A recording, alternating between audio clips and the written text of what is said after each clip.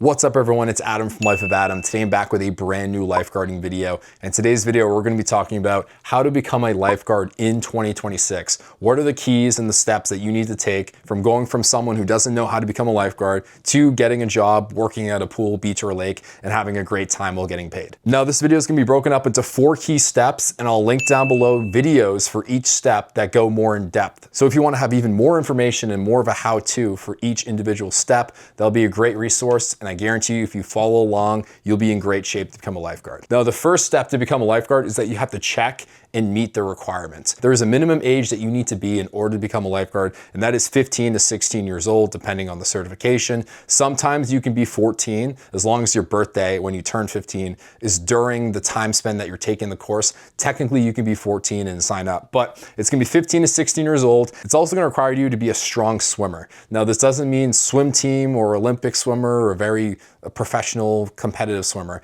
You just need to be a competent swimmer that's confident. You can swim in all directions. You can go to the bottom, swim along the bottom. You can jump in the water completely fine, and you can swim for a long time. If you can do those things, you can tread water, then you're good to go to become a lifeguard. But you have to be a good to a great swimmer. You can't be like an intermediate or below average swimmer and expect to pass. Now, once you meet these requirements, which is your age and your swimming ability, then you can sign up to a lifeguarding course that's near you. And the very first day after you sign up, you pay them, you show up to the pool, is going to be a swim test. Now, there's 3 main events in this swim test, and I'll link down below all the videos on how to do each one. The first main event is going to be swimming without stopping, and that involves you swimming about 300 yards. Some certifications is like 200 to 250 yards, but no matter what, you need to be able to swim 300 to 400 yards, front crawl, breaststroke, without stopping, without touching the bottom, without needing a break. And if you can do that, you should be good. The second event is gonna be treading water, and it's not just treading water for a certain period of time,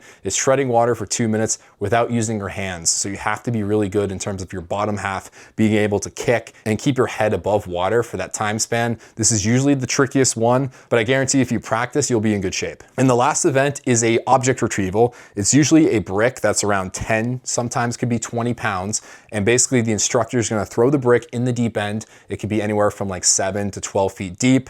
You swim towards the brick about 20 yards, you dive underwater, grab the brick, and you kick with it back to the starting point, holding it out of the water like it's a victim.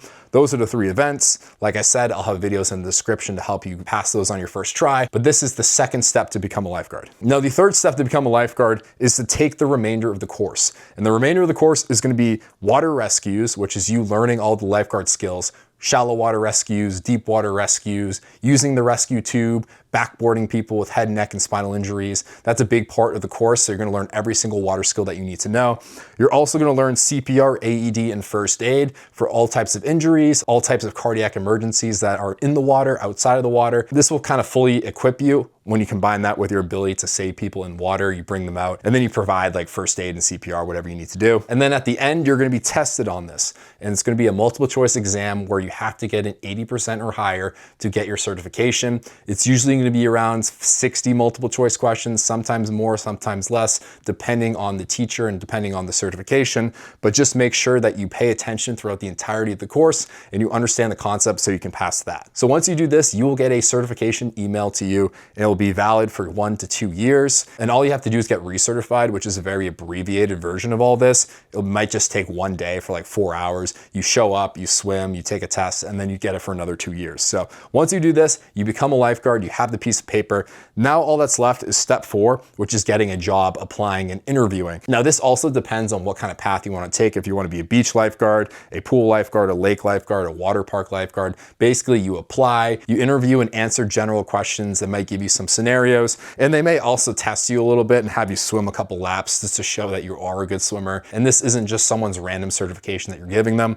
And then once you do all of this, this is how you become a lifeguard, and I guarantee you it's worth it. So I hope you guys enjoyed this video and found it helpful. Like and subscribe if you're new to the channel. Comment down below if you have any questions, and I'll see you all in the next one. Thank you so much. Peace out.